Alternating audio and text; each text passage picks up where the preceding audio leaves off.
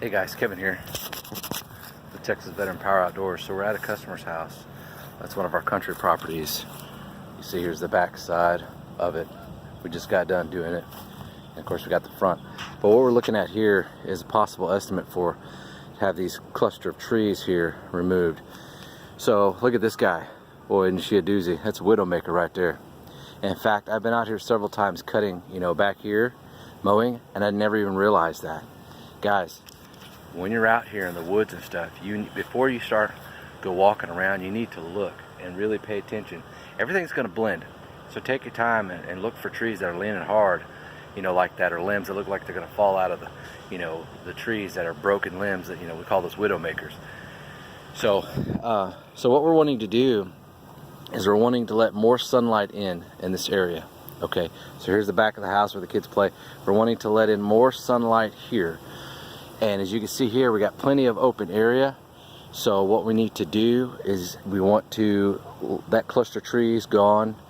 We want, actually that cluster of trees there could stay. We just need to cut all that small stuff and trim that tree. These trees here can go. That cluster on that other side can go. That one right there can go. This tree, that hardwood, that hardwood, that hardwood, that one for sure, that Widowmaker, this one, and then these clusters right here.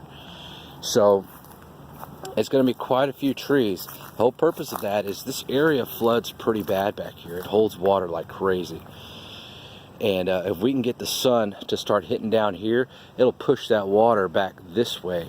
Okay, it does slope down there, but with that sun getting in this area, it's going to dry out much faster, and it's going to get that grass to grow there. So, not really sure on the price. It is a friend of the family. We've been friends for years. Used to bowl league with her and her husband, Heston, her ex-husband, for a couple of years. So,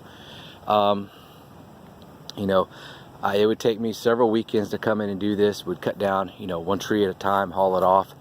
We could probably haul off more than one tree. Like these small ones, we can haul that one, and this cluster off is one load. But what we'll do is we'll probably rent like a big dump trailer and just load it down. The one that has a hydraulic dump that you can rent. And we won't even jack the stuff. We'll go straight to the dump and dump it. But I'm thinking like, just to help them out, you're looking at probably 5K, 5,000. And technically it's worth a lot more than that, but because they're friends of the family and because I'm not doing it all at one time, it makes it a little bit easier on me.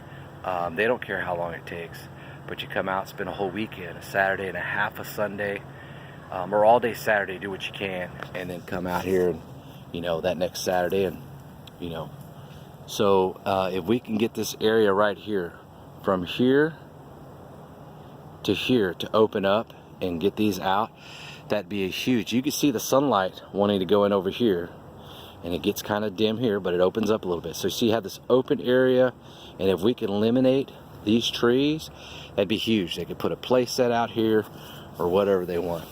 But anyways, I just wanted to show that to you guys. This tree right here, their propane tank is on that other side that heats the house. These two trees right here, I'd probably knock them out too. Get these guys gone. They don't need to be there.